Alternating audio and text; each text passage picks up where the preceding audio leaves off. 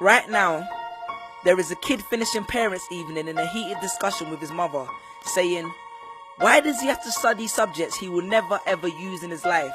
And she will look at him blank-eyed, stifle a sigh, think for a second, and then lie. She'll say something along the lines of, you know, to get a good job you need a good degree, and these subjects will help you get a good degree. We never had this opportunity when I was younger. And he will reply, but you were young a long time ago, weren't you, Mum? And she won't respond, although what he implies makes perfect sense, that society's needs would have changed since she was 16. But she will ignore him, grip his hand more sternly, then drag him to the car. But what she doesn't know is that she didn't ignore him just to shut him up. She didn't lie because they were just returning from parents' evening and an argument in the hallway would look bad on her resume. She won't lie because she just spent the last 1 hour convincing a stern-faced teacher that she will ensure that her child studies more at home. No, she will lie simply because she does not know any better herself. Although her whole adult life she has never used or applied Pythagoras' theorem, pathetic fallacy, and still does not know the value of x, she will rely on society to tell her that her child, who has one of the sharpest minds in the school, is hyperactive, unfocused, easily distracted, and wayward. Students, how many equations, subjects, and dates did you memorize just before an exam never to use again? How many A grades did you get which were never asked for when you applied for a job? How many times have you remembered something 5 minutes just after the teacher said stop writing, only to receive your results 1 month later to realize that you were only 1 mark short of the top grade? Does that mean remembering 5 minutes earlier would have made you more qualified for a particular job? Well, on the application form it would have.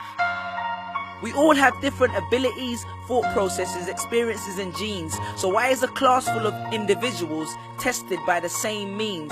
So does that mean Sherelle thinks she's dumb because she couldn't do a couple of sums? And if this issue is not addressed properly, it then becomes a self-fulfilling prophecy. Then every school has the audacity to have a policy on equality. The irony. Exams are society's methods of telling you what you're worth. But you can't let society tell you what you are, because it's the same society that tells you that abortion is wrong but then looks down on teenage parents. The same society that sells products to promote natural hair, looks and smooth complexion, with the model on the box half photoshopped and has fake lashes and hair extensions, with pastors that preach charity but own private jets, imams that preach against greed but are all fat, parents that say they want educated kids but constantly marvel at how rich Richard Branson is, governments that preach peace but endorse wars, that say they believe so much in the importance of higher education and further learning, then why increase tuition fees every single year?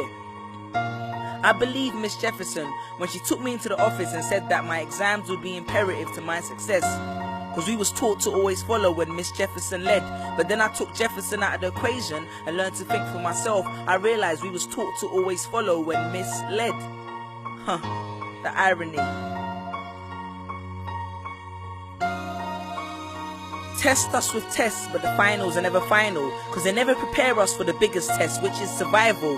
And what I suggest is fairly outlandish, so I do not expect everyone to understand this, except for the kids who knows what it feels like to be worth no more than that D or that A that you get on results day, and the ones whose best stories were never good enough for the English teacher, because apparently you missed out key literal techniques, did not follow the class plan, and the language was too informal for him to understand. But then he'd reference Hamlet and Macbeth, and you'd fight the urge to express your contempt by partially clenching your fist with only your medius finger left protruding in the middle of your hand, and then asked if he was aware that Shakespeare was known as the innovator of slang, or the kid at the back of the class who thinks, why am I studying something that doesn't fuel my drive? But then when confronted with a maths problem, his eyes come alive. So this one is for my generation, the ones who found what they were looking for on Google, the ones who followed their dreams on Twitter, pictured their future on Instagram, accepted destiny on Facebook. This one's for my failures and my dropouts, for my unemployed graduates, my shop assistants, cleaners and cashiers with bigger dreams, my self-employed entrepreneurs, my world changers and my dream chasers, because the purpose of why I hate school but love education was not to initiate a worldwide debate, but to let them know that whether 72 or 88, 44 or 68, we will not let exam results decide our fate. Peace.